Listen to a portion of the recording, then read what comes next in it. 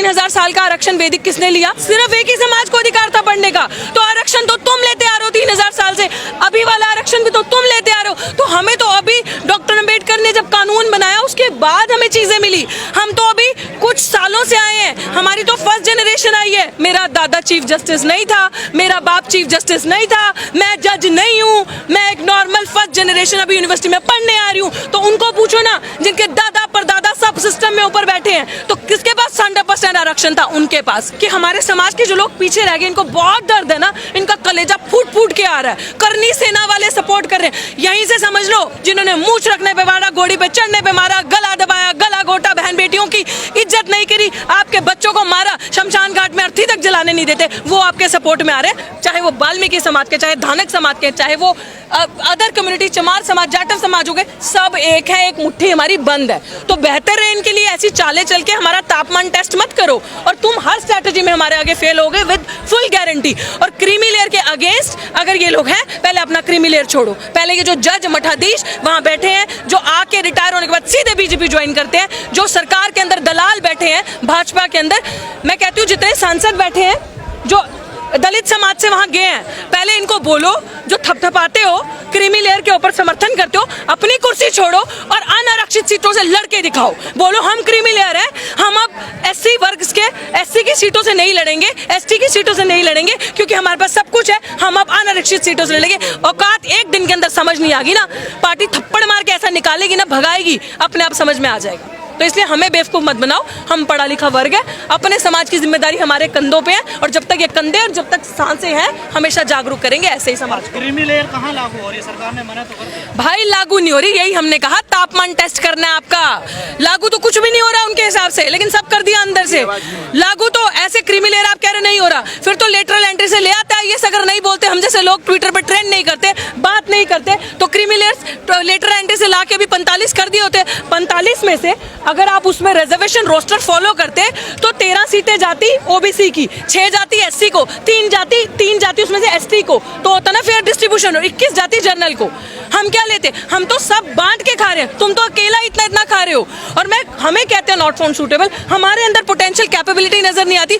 अगर आपके अंदर पोटेंशियल है ना, तो मैं आज आपको ये चीज बता दूं, जितने सरकारी कर्मचारी है ना, आज लोग कहते हैं कि प्राइवेट सेक्टर्स में आपको रिजर्वेशन मिलती है, नहीं मिलती ना। कहते हैं नहीं सरकारी कर्मचारी काम नहीं करते, प्राइवेट में प्राइवेट कर दो सब चीजों को, प्राइवेट वाले काम करेंगे। तो सरकारी में कौन बैठे हैं? सारे आपके ही तो बैठे हैं। एससी एसटी कहाँ है सरकारी में? ओबीसी कहाँ है इतना सरकारी में? तो इसका मतलब आप ही के लोग काम नहीं कर रहे ना, हम तो मेहनत कश हम काम कर रहे हैं, और हमें अब अपना हक छीनना आता है। 90% निकम्मे हैं क्या वो?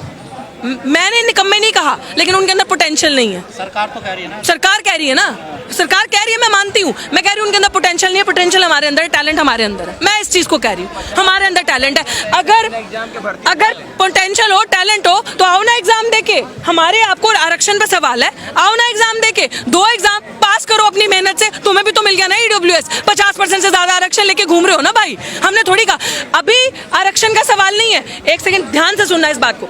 3000 साल का आरक्षण वैदिक किसने लिया? सिर्फ एक ही समाज को अधिकार था पढ़ने का। तो आरक्षण तो तुम लेते आ रहे हो 3000 साल से, अभी वाला आरक्षण भी तो तुम लेते आ रहे हो। तो हमें तो अभी डॉक्टर अम्बेडकर ने जब कानून बनाया उसके बाद हमें चीजें मिली। हम तो अभी कुछ सालों से आए हैं, हमारी तो फर्स्ट जनरेशन आई है। मैं बार बार ये बात बोलती हूँ, मेरा दादा चीफ जस्टिस नहीं था, मेरा बाप चीफ जस्टिस नहीं था, मैं जज नहीं हूँ, मैं एक नॉर्मल फर्स्ट जनरेशन अभी यूनिवर्सिटी में पढ़ने आ रही हूँ। तो उनको पूछो ना, जिनके दादा परदादा सब सिस्टम में ऊपर बैठे हैं, तो किसके पास 100% आरक्षण था? उनके पास।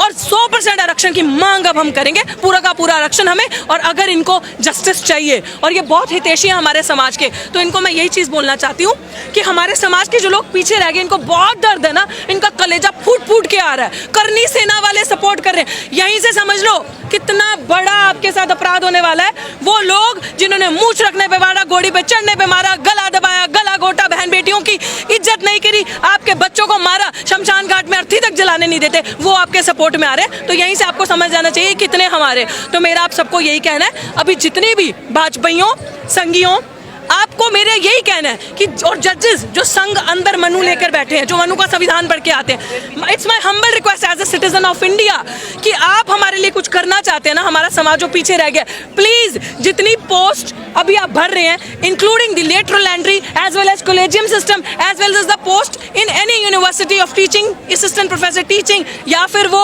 नॉन टीचिंग की पोस्ट है। आप जनरल कैटेगरी की आने वाले 2 साल कोई पोस्ट नहीं भरोगे, सिर्फ और सिर्फ आने वाले 2 साल आप सिर्फ रिजर्व कैटेगरी को पोस्ट दोगे, सारा बैकलॉग क्लियर करोगे। हमारी किसी चीज की लड़ाई है, हमारी सिर्फ बैकलॉग की अधिकार लड़ाई है। जितनी सीटें आपने हमें नॉट फाउंड सूटेबल किया, अभी आने वाले 2 साल सड़कों पे निकलेंगे, ऑल इंडिया मूवमेंट करेंगे, लड़ेंगे और कोई भी एक भी इंसान को जनरल कैटेगरी पे परमानेंट नहीं होने देंगे। अब हम अपनी सीटें लेके आएंगे, बताते हैं घर घर से एक एक शेड्यूल ट्राइब का, एक एक हमारे वाल्मीकि भाई को, दानक समाज के भाई को, चमार समाज के बच्चे को पढ़ा के स्कूल भेजना पड़ेगा, लेके जाना पड़ेगा। आओ पढ़ो, तुम्हारी नौकरी दिल्ली विश्वविद्यालय में वेट करिए, आओ पढ़ो जेएनयू में तुम्हारी नौकरी वेट करिए, वो सीट खाली रहेगी, तुम उन सीटों पे पढ़ाओगे नहीं, तुम उन सीटों को कब्जा नहीं करोगे। This is our right. और 85% अब तुम्हें बताएगा, 15% क्या, अब तो 15 भी नहीं रहे हैं अकॉर्डिंग टू बिहार सेंसस। तो अब तुम्हें हम बताएंगे 92.5% तुम्हें कैसे दिखाता है देश किसका है, मूलभूत चीजें किसकी हैं, हमारी हैं। और हम जैसे सुनो,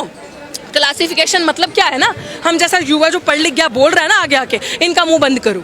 इनका मुंह तभी बंद होगा जब कब्र में जाएंगे, इनका मुंह से पहले बंद नहीं होगा। है दम तो करके दिखा दो। लेकिन बिहार में आंदोलनकारियों पे लाठीचार्ज हुआ है, उसको कैसे देखते हैं? Very shameful. उन्होंने जो किया वो, उसमें भी आई एम श्योर अंदर कोई मनुवादी बैठा होगा अफसर, जिससे बर्दाश्त नहीं हो रहा होगा कि दलित इतना जागरूक हो गए। दलित कभी भी कोई इंसान, शोषित वर्ग का, SC ST OBC, ये कभी भी इनडिसिप्लिन क्रिएट नहीं कर सकते, असंवैधानिक तरीके से काम नहीं कर सकते, कभी किसी के साथ जोर जबरदस्ती नहीं कर सकते, ये कभी भी मर्यादा के बाहर नहीं जाएंगे। They will always maintain piece. मेरा धरना 6 महीने से ऊपर चला, किसी ने भी 1% उग्र माहौल नहीं दिखाया, जबकि पुलिस ने 10-10 बार डिटेन किया। अंत में धरना इसलिए उठाना पड़ा क्योंकि 140 धारा वहां लगा दी और 9 FIR मेरे पे की और मेरे साथियों पे करी।